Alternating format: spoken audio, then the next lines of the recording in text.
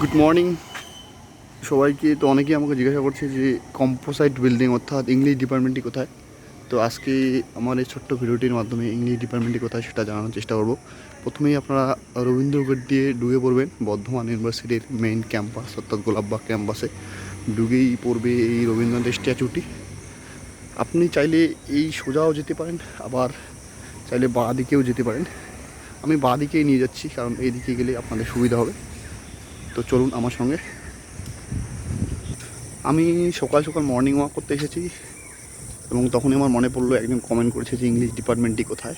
তো সেক্ষেত্রে এই ছোট্ট ভিডিওটি বানানো।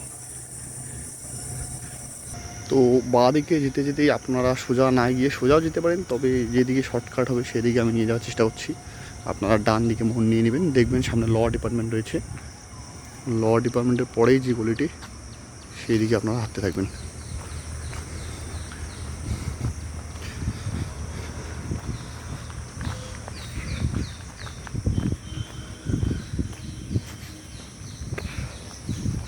এবং আপনারা প্রথমেই গিয়ে দেখতে পাবেন সেই বর্ধমান ইউনিভার্সিটির ঐতিহ্যবাহী পুকুর, যার পাশেই রয়েছে সেন্ট্রাল লাইব্রেরি। হয়তো আপনারা অনেকেই দেখেছেন সেন্ট্রাল লাইব্রেরিকে। তো আমি স্পেশালি এই ভিডিওটি ইংলিশ ডিপার্টমেন্টটি কোথায় সেটা দেখানোর জন্যই বানিয়েছি। সচরাচর ভিডিও খুব কম বানাই কারণ বানানোর সেরকম কোনো সময় হয় না। এই যে লাইব্রেরির পিছন দিকটা। তো আমরা এগিয়ে যাব সামনের দিকে।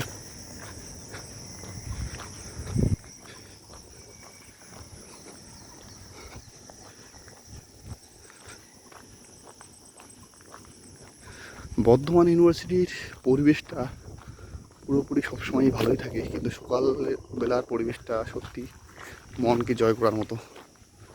এই সামনে যে পুকুরটি, এবং আমি এখান থেকে চেষ্টা করব ইংলিশ ডিপার্টমেন্টে দেখানোর।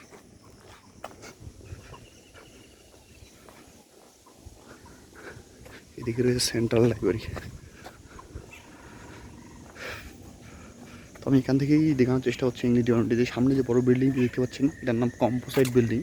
এখানে একসঙ্গে অনেকগুলো ডিপার্টমেন্ট রয়েছে, যার মধ্যে English, Santali, MPEd, sociology, mass communication, Arabic, আরও বিভিন্ন ডিপার্টমেন্ট রয়েছে। এই বিল্ডিংটির মধ্যেই ইংলিশ ডিপার্টমেন্ট রয়েছে। তো আপনারা যারা ইংলিশ ডিপার্টমেন্টে আসবেন এভাবে আসতে পারেন চাইলে। লোকেশনটা দেখে নাও,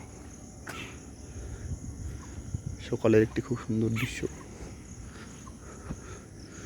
বাই, টাটা।